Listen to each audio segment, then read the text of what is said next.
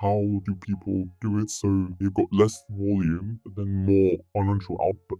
Yeah, it's simple. 4 levers, right? First, choose the right treatment mix, right? So eliminate anything that is low ROI. If you look at your diary and you set your effective hourly rate at, let's say, £400 an hour, and anything that drags you down, you just eliminate. If it's the checkups and the scale and polishes and all that, not doing them, right? Okay, but what do I do? Well, I choose my treatment mix. I choose a niche, right? And if I choose niche A and I try that for a year and I see there isn't much demand, I didn't go straight into endo, by the way. I went perio and endo, right? That's what I started off with.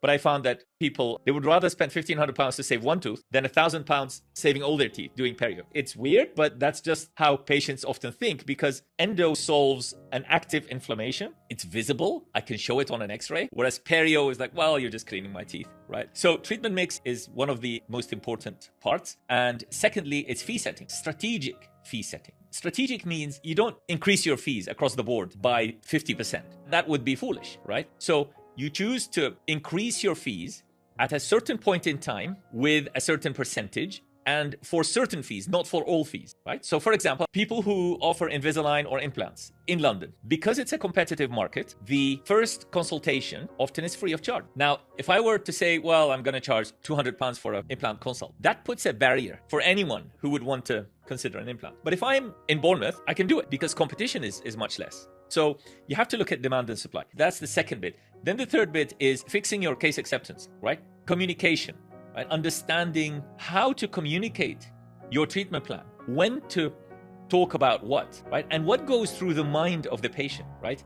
So that's third. And then the fourth element is becoming an expert. How do you brand yourself? So it's all about branding and marketing yourself. So it comes from, starts off by the CV, then how do you conduct an interview, and and so on. There's just so many aspects to income growth that unfortunately many dentists just look at their day and they think, well, this is the reality I'm facing. I have 30 patients booked in, and I have to do NHS work because that's what I'm good at. And I say this to so many dentists, nothing will change unless you decide to change. You have your fate in your hands, right? And many dentists speak to me and they say, I won't be able to reach that level. I say, well, the only limitation, the only restriction is you. It's your mindset. You have set so many barriers for yourself that you just don't want to grow. And I spoke with a dentist who works in the NHS, and he works in a Demplan care practice, which means patients come in, they're already paying a monthly fee and expect everything to be done. So there's no upward potential for income growth. And on the NHS, there's a trap because the fees are set anyway. So the only way is by offering more private treatments. And it becomes this chase, this constant grind. And basically,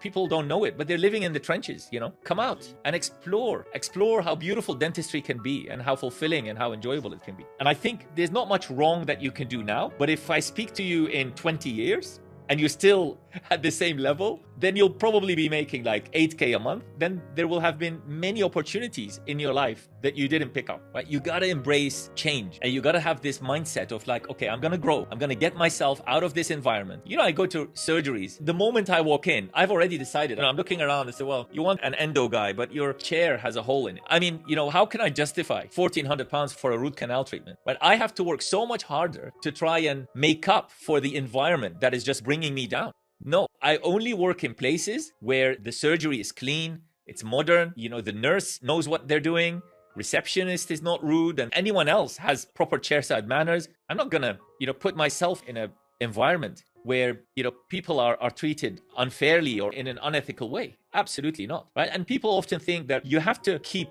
selling more to earn more. Exactly, that's the mentality that a lot of the people I'm surrounded by. It's like, okay, it's about the more patients, the better. Because they can't sell a treatment, or they can't justify a treatment at a higher fee because they don't know how to. They settle for less. So instead of, for example, my average filling costs £485 to £582. Why is that? It's because the fillings that I do are all fillings that dentists have identified they couldn't do. So the dentist says to the patient, look, this is a deep restoration. I won't be able to do it. It's going to have to be an extraction, or you go to this guy and he does it for you. And I carry out the deep margin elevation and all under rubber dam and, very controlled. And I can give a guarantee on my work because I've been around for 25 years. So I know what type of dentistry I'm giving to my patients. confidence, and I have confidence in the quality that I deliver. And I think over time you'll develop that as well. Everyone does. The question is not whether you will develop experience. The question is, can you pull yourself out of the group of people who all want you to stay with them at the same level? And success is subjective, right? What is success? For someone, success maybe I work 2 days a week and I spend a lot of time with family and friends. That's success, right? Some other person, success is a Ferrari, right? If you ask me, what is success? I mean, yes, I would like to improve every little bit of what I do. I would like to explore teaching others how to become successful in however way they see fit, as long as it fits within their principles, right? So don't lie, don't steal, right? Don't try to rip people off, right? Deliver high quality. Be honest with yourself and with the patient. Empower the patient. Give the patient a lot of information